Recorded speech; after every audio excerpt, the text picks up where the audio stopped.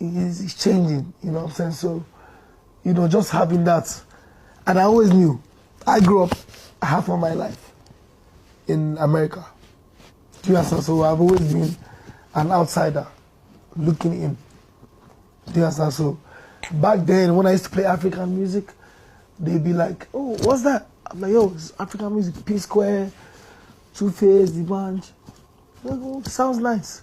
So I always knew that once we were given the opportunity or a platform to be heard, I always knew that it was going to go. So for me, having success in me, to me, is what I've done in other people. You know, seeing that, okay, this guy has blown up, I have a hand in that, this guy has blown up, I have a hand in that. To me, the success of other people. That's my plan. At the end of the day, I have to sit down and be like, oh,